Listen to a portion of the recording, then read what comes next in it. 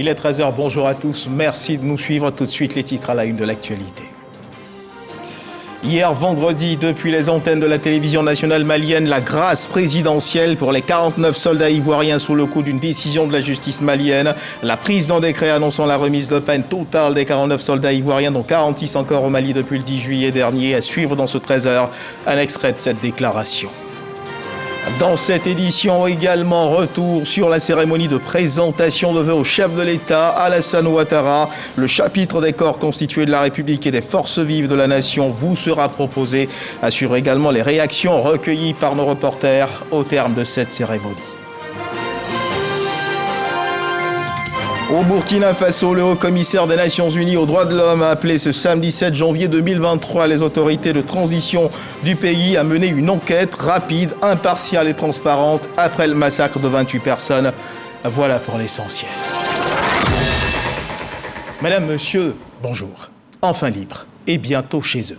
Voilà qui pourrait résumer l'annonce faite hier vendredi depuis les antennes de la télévision nationale malienne. La grâce présidentielle pour les 49 soldats ivoiriens sous le coup d'une décision de la justice malienne. L'information est tombée donc hier en direct de la télévision nationale du Mali, la prise d'un décret annonçant la remise de peine totale des 49 soldats ivoiriens, dont 46 encore au Mali depuis le 10 juillet dernier. Je vous propose de suivre un extrait de cette déclaration. Au nom de nos plus hautes autorités, j'ai l'insigne honneur de délivrer le communiqué numéro 043 du gouvernement de la transition, communiqué dont la teneur suit.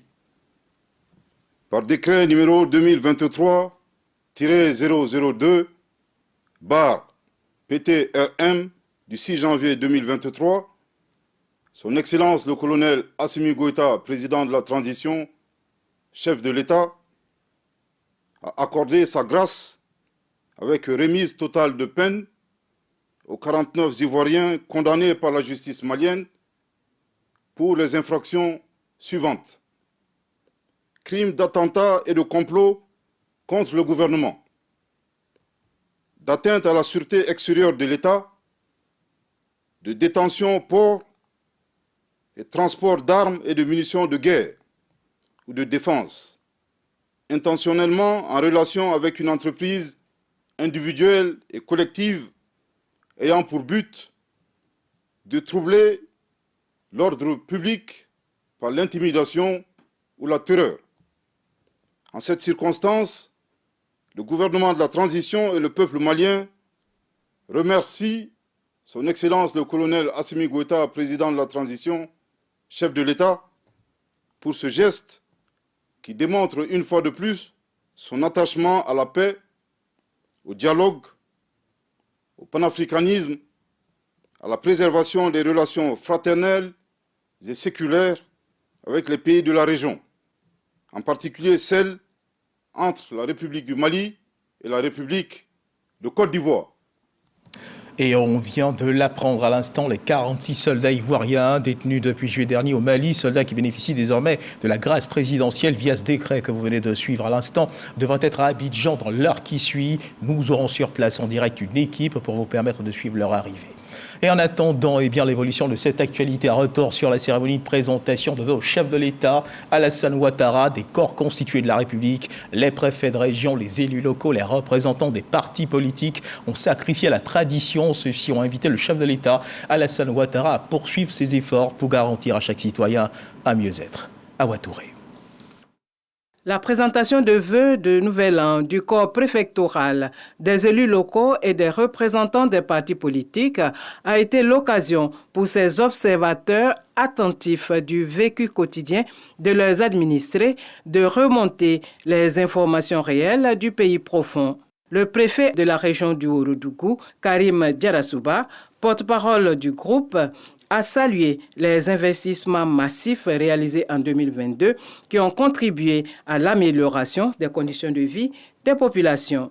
L'État a été encore au travail en 2022. En termes de construction de routes, d'infrastructures sanitaires et éducatives, d'amélioration des conditions d'accès à l'eau potable et d'électrification rurale. Et cela à travers des investissements directs ou transférés aux collectivités territoriales. Excellences, Monsieur le Président de la République, les populations sont très sensibles à ces investissements publics qui contribuent du reste à améliorer considérablement leurs conditions d'existence. Au demeurant, plus que jamais, elles ont définitivement compris que le développement social ne peut se faire et se poursuivre que dans un environnement de paix et de sécurité. Le chef de l'État, le président de la République Alassane Ouattara, a pour sa part félicité ces animateurs de l'administration territoriale pour le travail remarquable accompli en faveur des populations. Je voudrais saisir cette occasion pour saluer la capacité de résilience de nos concitoyens face à de nombreuses contingences qui nous sont imposées de l'extérieur. À cet égard, le programme social du gouvernement, piloté par le Premier ministre Patrick Achi, qui se trouve dans sa deuxième phase, met le citoyen au cœur du développement et s'attache à son épanouissement en réduisant la pauvreté et les inégalités dans un contexte de croissance. Il vous appartient, surtout à vous, mesdames et messieurs les préfets, en votre qualité de représentants de l'État dans vos circonscriptions administratives, d'assurer la mobilisation de vos administrés autour des objectifs de paix, de cohésion sociale et de développement. Mesdames et messieurs, les crises que notre pays a traversées nous ont appris que la paix est véritablement un trésor et que sans paix, il ne peut y avoir de développement durable. C'est pourquoi je m'emploierai à développer les initiatives pour créer les conditions d'une paix durable pour notre pays.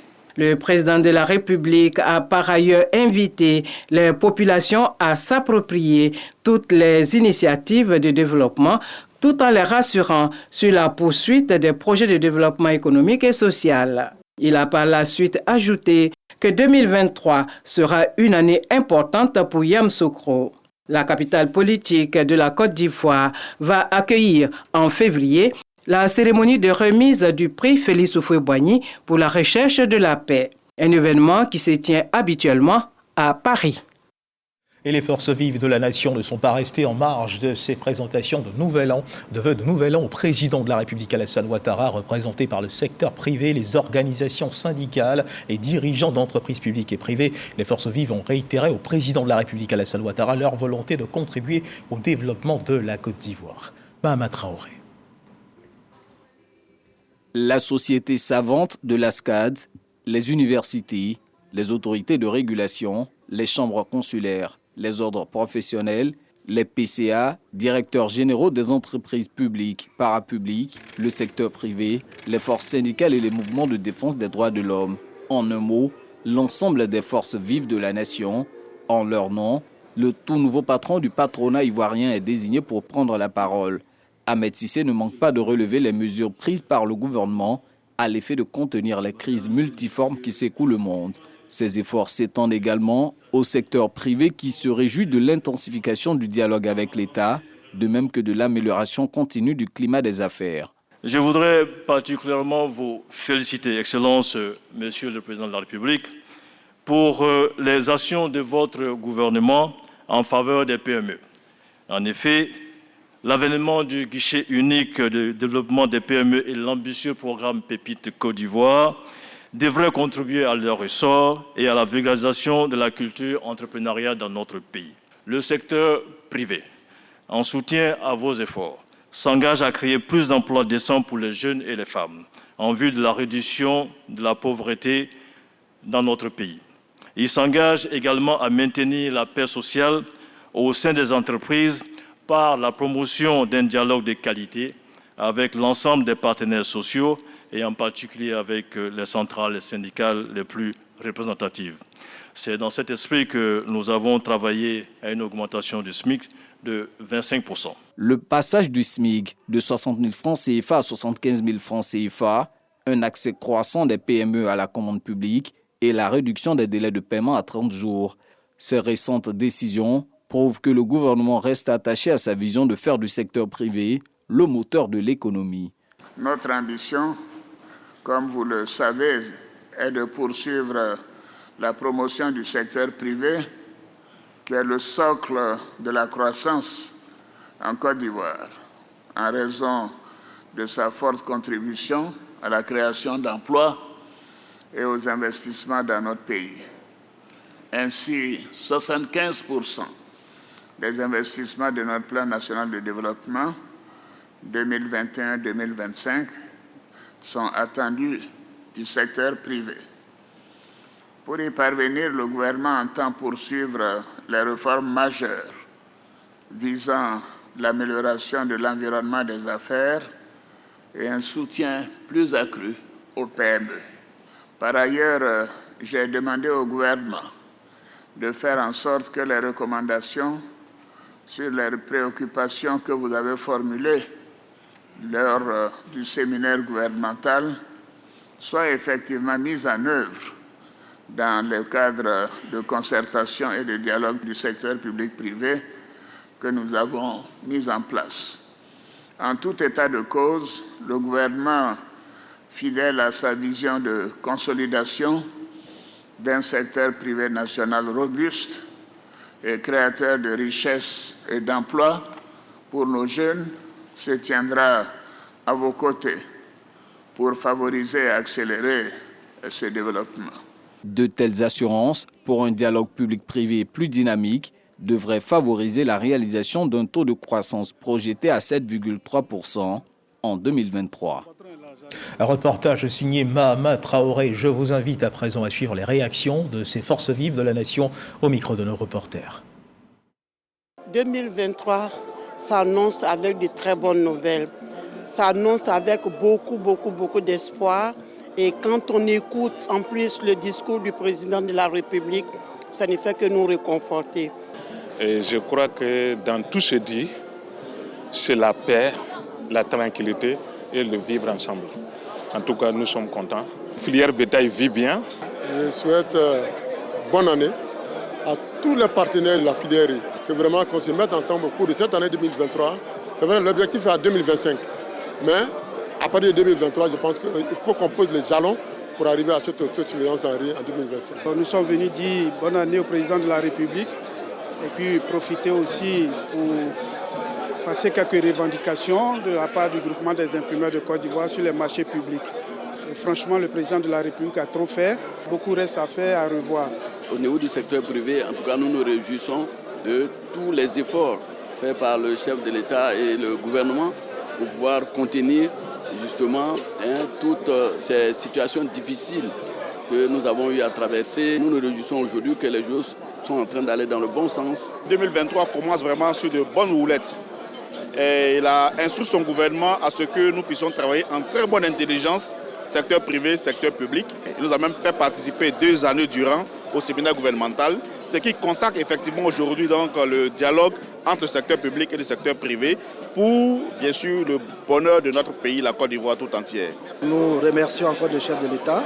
Nous lui souhaitons une santé de fer, une longue vie et beaucoup de bonheur. Je me joins donc à tous ceux qui sont dans ma fédération à réitérer encore une fois de plus à la Côte d'Ivoire la paix. Sans paix, il n'y a pas de prospérité, il n'y a pas d'environnement sécurisé des affaires. À l'énoncé de tous les acquis, à l'énoncé de tout ce qu'il a fait pour le pays, pour la Côte d'Ivoire, on ne peut qu'être fier et être satisfait de l'avoir comme président et comme chef suprême des armées. J'ai compris qu'il était le digne héritier de Houphouët-Boigny, notamment dans la gestion de la crise des carencies militaires. Il est le champion de développement.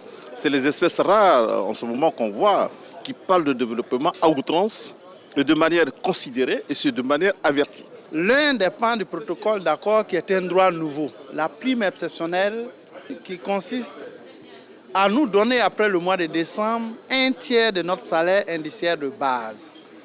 Après ce discours, à la date du 5 janvier, je vous certifie que nous avons effectivement touché cette prime exceptionnelle dans nos comptes bancaires et nous sommes dans la joie et l'allégresse. Mais en même temps, c'est un sentiment de reconnaissance et de gratitude qui nous anime.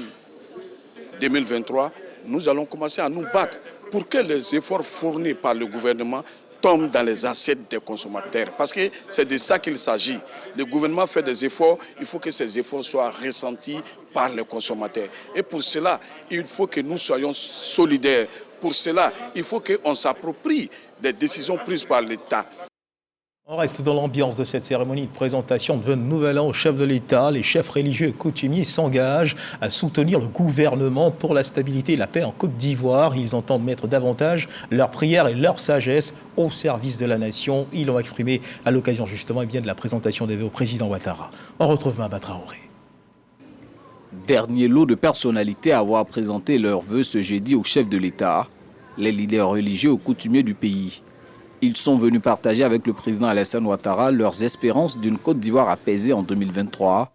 Pour leur part, les chefs traditionnels et coutumiers félicitent le gouvernement pour les actions menées contre la menace terroriste à l'extrême nord-est de la Côte d'Ivoire. Excellence, Monsieur le Président de la République, soyez rassurés de la constante disponibilité des rois et chefs traditionnels à vous accompagner dans la recherche des solutions efficaces et durables pour une Côte d'Ivoire de paix.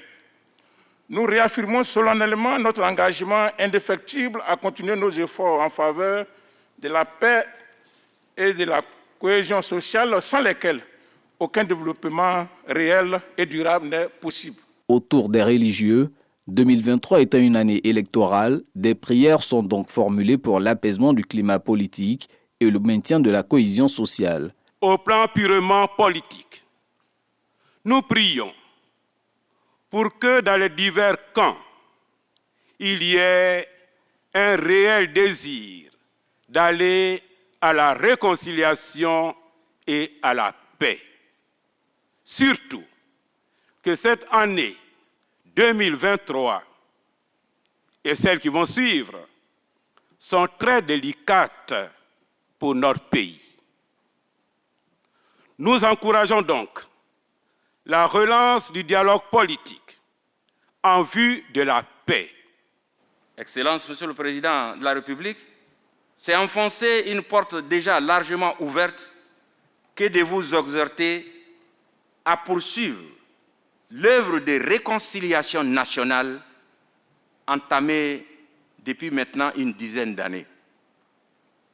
Vous êtes à la 5e phase du dialogue politique avec les différentes composantes de notre écosystème politique, sans compter les rencontres d'échange initiées avec les organisations de la société civile. Que chacun, dans la diversité des opinions, mette la Côte d'Ivoire et les populations qui y vivent au-dessus des intérêts partisans qui sont par ailleurs légitimes. Le gouvernement fera tout pour préserver la paix sociale, assure le président Alassane Ouattara. Le chef de l'État engage les leaders religieux et gardiens des us et coutumes à s'impliquer davantage dans cette quête de paix. La réconciliation nationale est un processus qui requiert des actions permanentes de chacun de nous.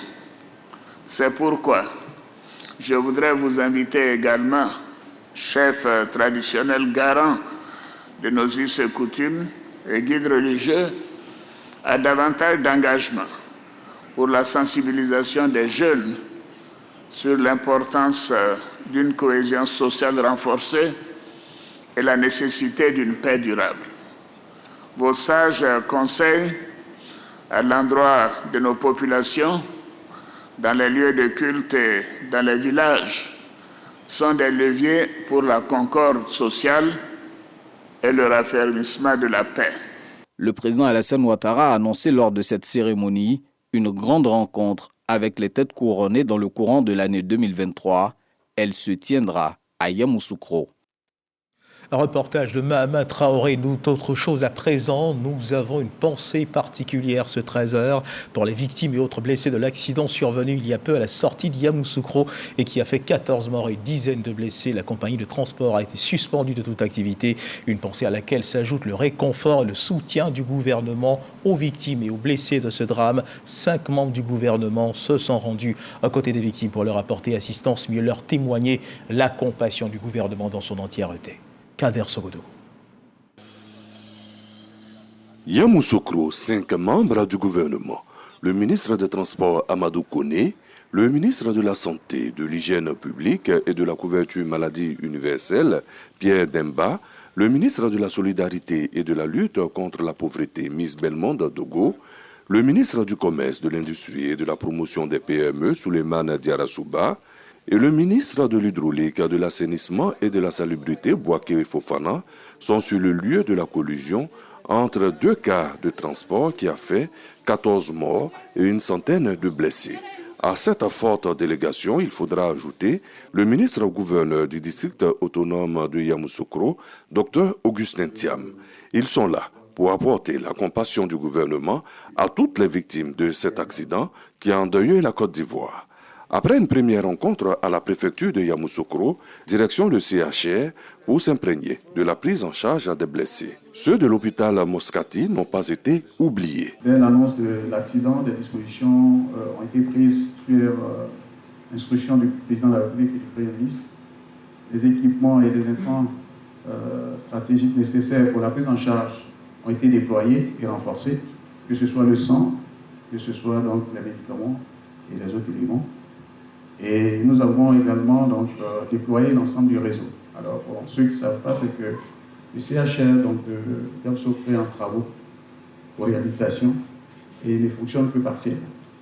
Et dans le dispositif que nous avons mis en place, certains services sont délocalisés ici à l'hôpital Moscati. Et en plus donc, de ce centre, on dispose, comme pour prévenir donc, ces cas, d'un centre traumato, un traumato-center qui est à Toumoudi. En fait, c'est un centre qui a été aménagé pour les accidentés et qui ont plus de capacité de prise en charge. Prise en charge totale des victimes. La solidarité gouvernementale reste de mise. Vous donnez l'assurance que le gouvernement sera à vos côtés. Le ministre de la Santé a joué parfaitement le rôle qui lui était dévolu pour la prise en charge des blessés via les différents centres. Nous avons vu des blessés en réanimation. Ça va certainement demander du temps. Nous allons vous demander de continuer comme vous l'avez fait aux premières heures pour que ces patients-là puissent retrouver la santé et rentrer chez eux. La mission gouvernementale va s'achever par une rencontre avec les transporteurs. 5 mesures fortes ont été arrêtées. Saisine des assureurs pour le dédommagement des victimes, mise à la disposition de la justice des responsables des 2 compagnies et la suspension pour 3 mois de la compagnie qui transportait les passagers en partance pour Séguéla. Amadou Koné se veut très clair. Le gouvernement, comme d'habitude, quand il y a des accidents comme ça, très graves, donc a activé un certain nombre de mesures, donc notamment au ministère des Transports. Donc nous leur avons annoncé notamment la suspension des autorisations de transport pour la compagnie dont le véhicule a quitté sa voie pour percuter le second véhicule, pour l'ensemble de leurs véhicules. La formation obligatoire pour l'ensemble de leurs chauffeurs, ceci pendant que les enquêtes policières qu'on continue de se tenir et rassurer donc les parents de victimes que tous les dédommagements prévus par la loi, par les assureurs, qui sont aussi interpellés, nous allons veiller à ce que ces dédommagements soient payés parce que c'est une responsabilité de tout le monde. Il faut que chacun assume sa part de responsabilité. La délégation a invité les responsables du Haut Conseil à intensifier les activités de sensibilisation à l'endroit des transporteurs pour réduire considérablement le nombre d'accidents et surtout préserver des vies innocentes. Prompt rétablissement aux blessés, Dieu fortifie les familles endeuillées. Parlons à présent de cette prime exceptionnelle de fin d'année pour les fonctionnaires et agents de l'État, annonce faite par le président de la République Alassane Ouattara lors de son adresse à la nation le 6 août dernier. Annonce faite et promesse tenue depuis le mercredi 3 janvier dernier. Les fonctionnaires et agents de l'État sont passés à la caisse des différents établissements financiers pour toucher ce qui leur a été promis, un tiers du salaire indiciaire de base. Notre reporter Grace Kondo est allé à la rencontre de certains d'entre eux. Suivons ensemble ce reportage. La nouvelle était très attendue en ces débuts d'année 2023. Dans son message à la nation, le président de la République l'a confirmé. Les fonctionnaires, y compris les forces de défense et de sécurité, auront droit à la prime ado. Comme promis, ces agents recevront dès la première semaine de janvier 2023 une prime exceptionnelle de fin d'année. C'est effectif depuis le mardi 3 janvier. Les virements ont été faits dans les banques. Parfait fait partie des 366 000 fonctionnaires et agents de l'État bénéficiaires de la prime exceptionnelle de fin d'année. Je viens de sortir de ma banque. Effectivement, la prime ado a été versée. Je viens de faire mon retrait. On dit merci au président de la République. On va compenser ça avec les factures antérieures qu'on n'avait pas encore réglées. On va faire nos approvisionnements en vivres, tout ça, par rapport au mois de janvier qui est un peu compliqué. Comme parfait, depuis quelques jours, les fonctionnaires et agents de l'État perçoivent leurs dû dans les banques. À la cité administrative, les fonctionnaires ne cachent pas leur joie. Effectivement, nous avons reçu la prime du président de la République, une bouffée d'oxygène financière pour nous les fonctionnaires. Parce que, sincèrement, après les fêtes, ce n'est pas du tout facile. Et nous disons merci au président. Voilà, ça a été promis et cela a été reçu. Moi, j'ai reçu ma prime le 3 par le biais de mon gestionnaire qui m'a informé que le virement a été fait. Avant la prime, certains fonctionnaires allaient même encore s'endetter pour pouvoir terminer le mois de janvier qui s'avérait un peu long. Mais aujourd'hui, nous pensons que c'est un appui nécessaire. Voilà, ça va nous permettre quand même d'éviter cela et puis bon, rentrer en tout cas dans une très bonne année et terminer bien le mois de janvier. Pour la direction de la solde, ce sont plus de 29 milliards de francs CFA qui ont été décaissés par l'État de Côte d'Ivoire pour ce mois de janvier au profit des fonctionnaires et agents de l'État. À ce jour, on a en moyenne près de 90 000 francs par personne. Le montant maximum se situe autour de 383 000 qui concerne les fonctionnaires qui ont un salaire de base suffisamment élevé. Je voudrais rassurer l'ensemble des fonctionnaires que la prime a été payée sans aucune retenue. Pour d'éventuelles réclamations, les fonctionnaires sont invités à retirer leur bulletin de salaire. C'est d'inviter l'ensemble des fonctionnaires à l'effet de constater le travail qui a été fait, à consulter le site internet de la Direction générale du budget et des finances pour pouvoir tirer et examiner le bulletin qui sert de base au paiement de la prime exceptionnelle. Un dispositif en interne a été mis en place pour pouvoir gérer tout ce qu'il y a comme contentieux. Les organisations syndicales se prononcent aussi sur cette mesure du chef de l'État qui a pris effet. Les premiers mots qui nous habitent sont des mots de joie, certes, mais en même temps des mots de reconnaissance à l'endroit de son Excellence, Monsieur le Président de la République, qui effectivement a honoré une fois de plus cet engagement. Nous lui disons merci. En retour de ces efforts financiers de l'État, c'est d'appeler les fonctionnaires agents de l'État, l'ensemble des travailleurs de Côte d'Ivoire, à être très assidus au travail. Et au travail, à faire le travail avec zèle, à faire le travail correctement, bien fait, à être des travailleurs qui innovent dans leurs services, qui sont dynamiques. La rémunération est faite, donc en retour, il faut que nous rendions ce qu'on nous demande. Pour une administration moderne, nous sommes très conscientes du boulot que nous avons à faire.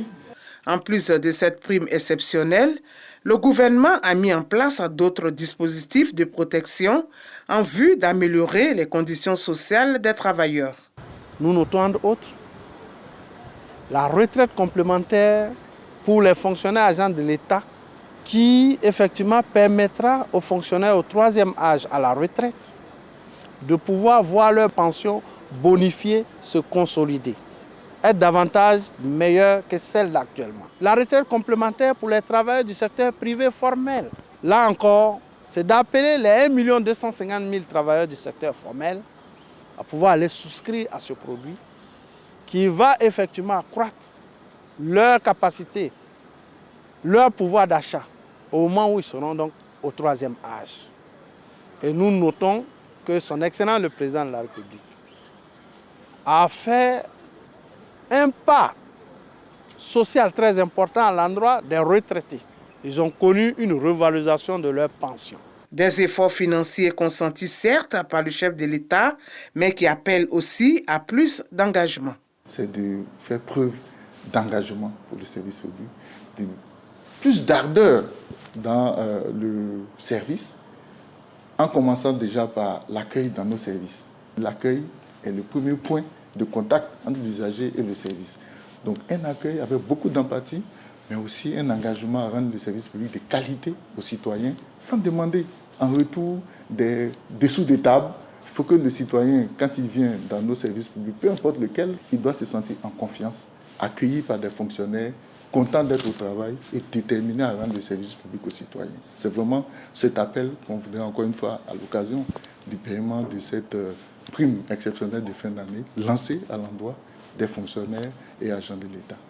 Pour rappel, c'est le 6 août 2022, dans son message à la nation, que le président de la République, Alassane Ouattara, a annoncé plusieurs mesures en faveur des fonctionnaires et agents de l'État, dont la revalorisation de l'indemnité contributive au logement, la revalorisation de l'indemnité de transport et l'instauration d'une prime exceptionnelle de fin d'année.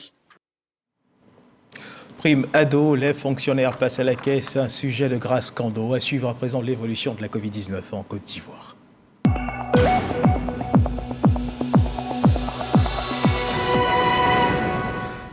Le ministère de la Santé et de l'Hygiène publique de la couverture maladie universelle a enregistré hier vendredi 6 janvier 2023 0 nouveaux cas de Covid-19 sur 407 échantillons prélevés, soit 0% de cas positifs, 2 guéris et 0 décès. À la date du 6 janvier 2023, la Côte d'Ivoire, notre pays, compte donc 87 950 cas confirmés, dont 87 110 personnes guéries, 833 décès et 9 cas actifs. Le nombre total d'échantillons est de 1 665 423 le 5 janvier 2023. 4093 doses de vaccins ont été administrées, soit un total de 24 173 754 doses du 1er mars 2021 au 5 janvier 2023.